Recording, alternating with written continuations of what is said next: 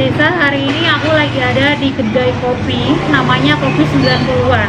Nah, hari ini kita akan belajar bisnis bareng sama pemiliknya, karena pemiliknya ini adalah seorang karyawan, tapi tetap bisa ngejalanin bisnis. Makanya, jadi kemana-mana, tetap stay tune di Rumah Sahabat Desa.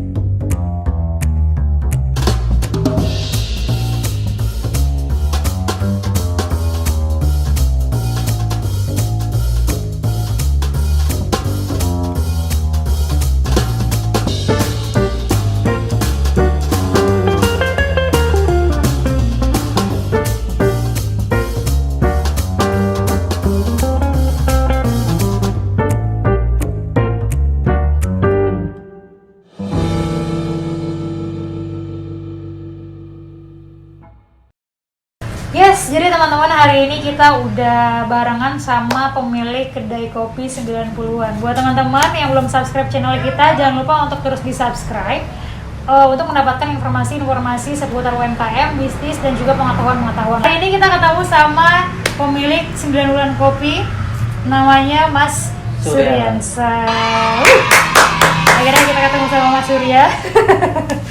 Dan ini akhirnya kita sempat bisa ketemu sama Mas Surya ya setelah panjang lah, akhirnya baru dikasih kesempatan untuk ngobrol bareng sama Mas Surya.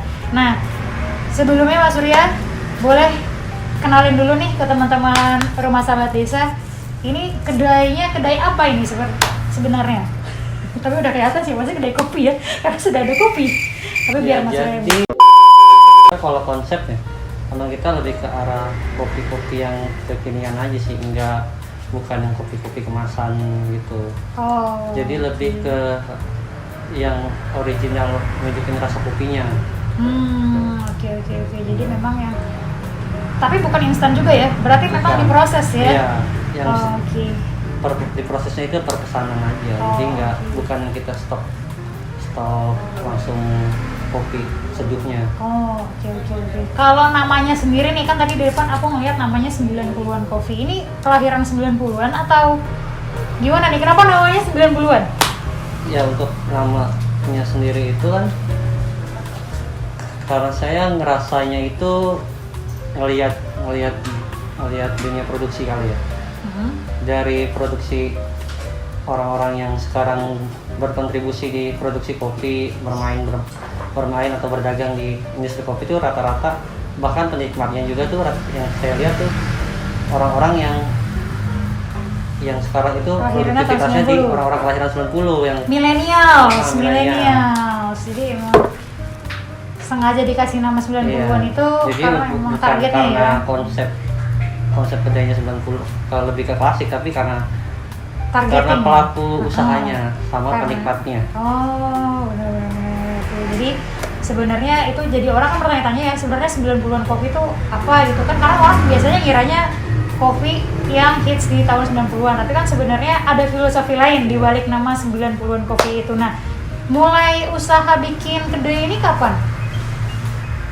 Untuk usaha mulainya itu dari Desember 2019. Oh, masih tergolong baru lah ya, sekitar 1 tahunan ya. Tahun lebih.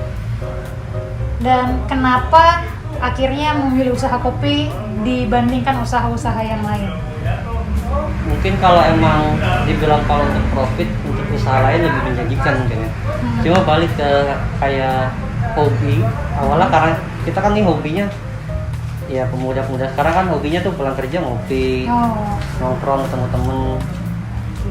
Hampir setahun lebih tuh ngejalanin pulang kerja ngopi bareng teman-teman, kayak ngobrol, terus baru kepikiran nih, daripada kita ngopinya bayar, mendingan coba dibalik, kita ngopi tapi kita yang dibayar. Ini baru menjalankan bisnis based on hobi. Nah, ini yang susah dicari memang, dan ini berarti bener-bener biasanya kalau yang dari hobi itu bener-bener dari hati ya. Iya, bener banget, lebih ngerasa puas ya. Tuh, boleh dijelasin nggak variannya tuh ada kopi apa aja?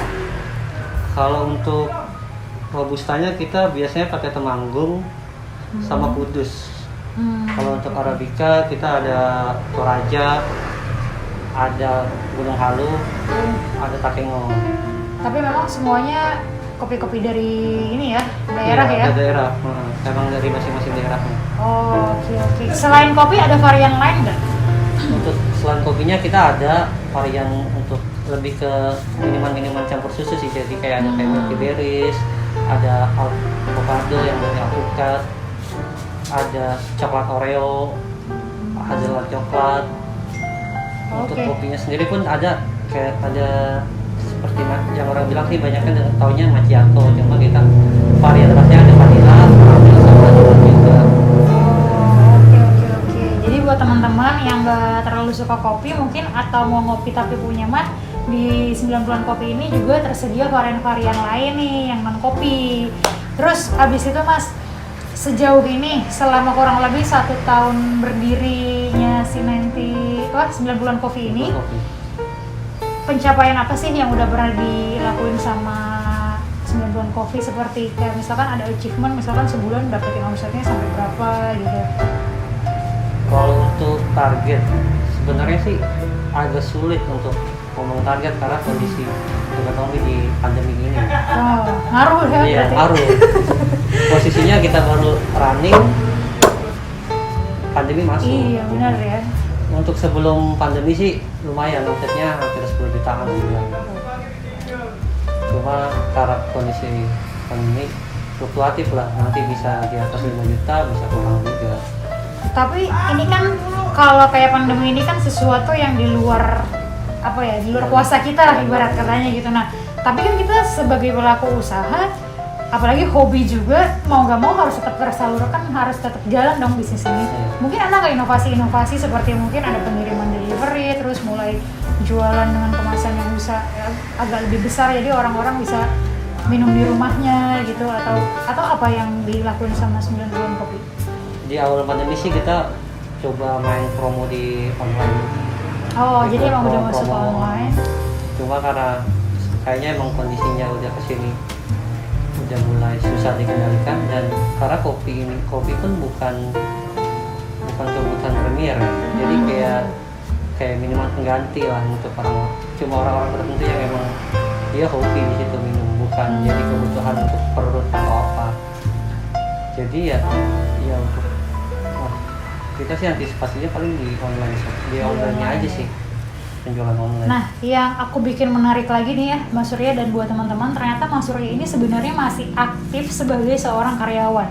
Dia ini kerennya ya, jadi dia kerja dari pagi sampai sore, dan sore ke malam itu dia buka kedai dan tinggalnya juga di sini ya, akhirnya ya. Ini benar-benar keren banget dan menginspirasi banget sih jujur ya, karena orang banyak kalau mau mulai usaha itu takut segala macam itu kan. Ini seperti kayak win-win solution. Yang pertama masih bisa kerja, kedua hobinya tersalurkan, yang ketiga dapat uang lebih, tadi pencapaiannya yang kami bisa sampai 10 jutaan loh per bulan. Ini menurut aku udah wow. Nah, itu gimana cara bagi waktunya? Iya, kalau untuk bagi waktu pasti di awal sulit ya.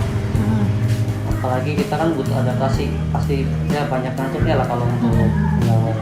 Cuma udah setahun ini sih udah mulai terbiasa ya, karena udah mulai ngerti lah kapan manage kita harus istirahat. Terus paling jam operasional aja yang diatur. Kalau di awal kan kita nggak nentuin tuh buka sampai jam berapa ke sini karena udah tahu kalau tutupnya lebih dari jam 12 misalnya, itu paginya otomatis kita bakal kurang tidur. Jadi ya maksimal banget lah kita atur waktu tuh jam 12 udah close order, jadi jam 1 udah bisa istirahat, pagi masih cukup lah tidurnya untuk.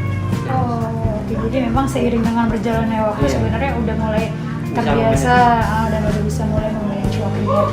Tips buat teman-teman rumah sahabat desa nih yang masih sekarang mungkin posisinya masih jadi karyawan dan dia juga punya ide dan punya mimpi seperti Mas Surya pengen membangun kedai sendiri.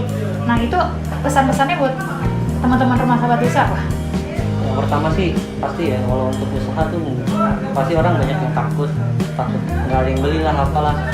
Cuma kalau emang dasar kita mau usaha, yang pertama berani aja dulu, urusan yang beli itu belakangan. Sama yang kedua ini kita harus berani terima saran-saran orang. Oh, iya. Jadi kebanyakan kan orang kalau jual kopi, apalagi kalau kopi kan terkenalnya idealis ya. dan kita ngerasa ini enak buat kita sendiri tapi belum tentu enak buat orang. Jadi lebih ke kita harus terima nih masukan-masukan dari orang, apalagi soal rasa kan. Kita kan jual, kalau soal jual makanan minuman itu rasa yang dijual. Jadi sebisa mungkin tuh kita nggak boleh tuh egois dengan pemikiran kita sendiri. Dan nggak boleh baper juga ya? Iya, nggak boleh baper. Sebenarnya kalau untuk baper pasti ada. Kalau cuma gimana kita kayak nyari solusi dari bapernya itu. Kalau emang ya jadi kita dipikirin lagi lah. Kalau emang ada masukan baper sedikit awal, tapi dipikirin lagi. Oke, benar banget. Pesan buat teman-teman semua dari Mas Surya adalah ketika kita mau memulai suatu usaha, meskipun saat ini posisinya masih bekerja ataupun punya aktivitas lain, yang penting adalah berani dan jalanin aja dulu. Jadi buat teman-teman gak usah takut untuk memulai. Jadi episode kali ini namanya adalah bisnis itu harus dijalanin aja.